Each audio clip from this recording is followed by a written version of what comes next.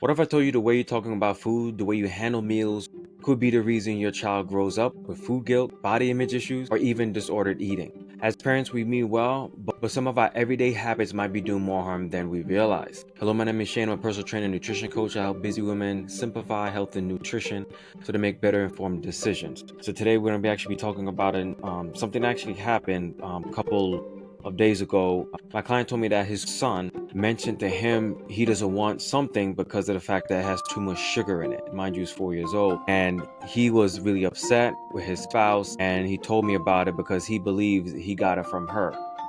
The child got it from that phrase or that belief from her. So we're going to kind of talk about some things you should actually be careful of when it comes to talking to your kids, when it comes to food and stuff like that, different habits, so we don't do harm, maybe not now, but could be harm later on.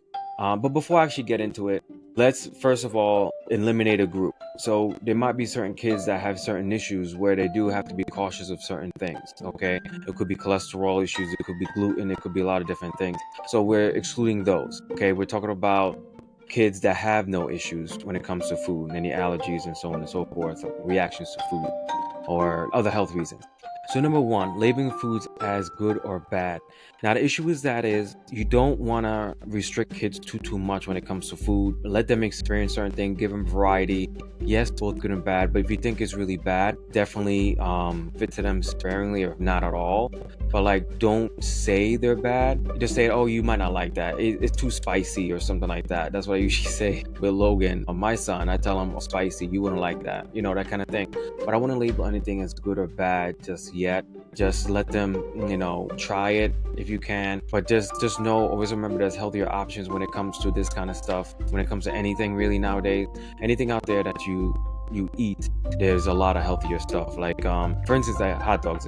But there's the bad version of hot dogs and there's the more healthier version of hot dogs. So try to think about it like that and try not to use those words as good or bad foods. All right, because at the end of the day, kids are gonna eventually eat anything that you probably say to them, tell them not to. So if you let them have it, now to kind of see how it is and maybe give them other options.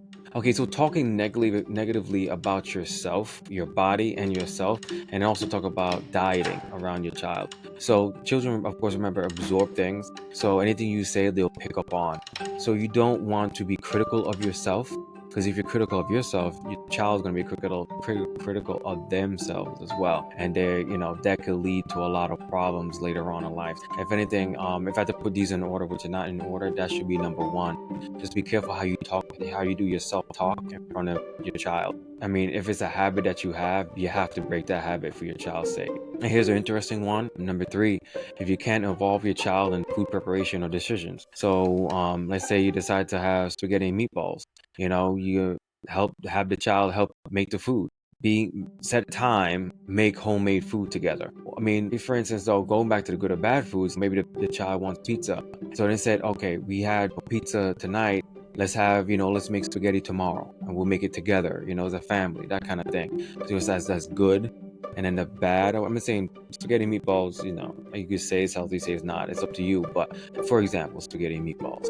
If anything, should be definitely number two. But like I said, there was no order. Shaming or commenting on the child's body or weight. Okay, that goes without saying. I know somebody that calls his son fat boy, and the child, I think it started maybe he was 5 or 6 years old, and I think it's been like, it's not my place to say, don't say that to your child. It's not my child, and all these advice I'm giving is up to you if you want to do anything with them. I'm just giving my professional opinion. Doing this for almost 15 years. So shaming or commenting on your child's body or weight, try to avoid that the best that you can. Don't let that happen at all, because that's going to be some trouble later on in life. Okay, so the last one I have to say is don't let coaches be the ones that teach your child about nutrition. I'm not saying they don't know anything. If you don't know yourself, fact check it. Talk to a nutritionist or have your child talk to a nutritionist.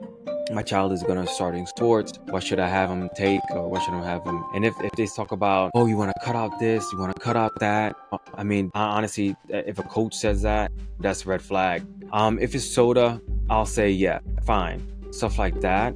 But the child needs to eat, because a child is growing extremely fast. and it needs calories to grow. If your child is not consuming enough calories, the child's gonna have, problems with growth. Plus, let's say in this case they're playing sports, their coach is telling them not to eat that much or do this or that, to cut down calories or cut down their eating.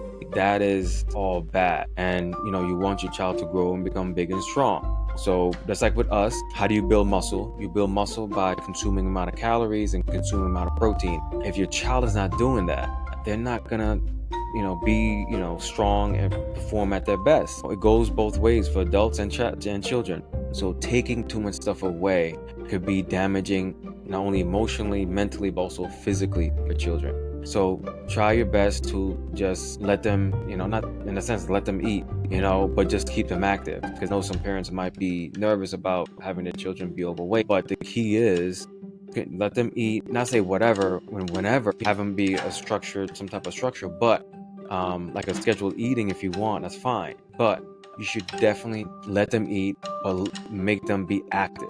Okay, I know it's hard nowadays. You're busy with work, you're busy with all these things. The easiest thing is just put the child in front of an iPad or put them in front of a TV. And okay, I get that, but you have to find some way to get that child active before childhood obesity starts happening or whatever else negative thoughts you might be thinking that could happen to your child.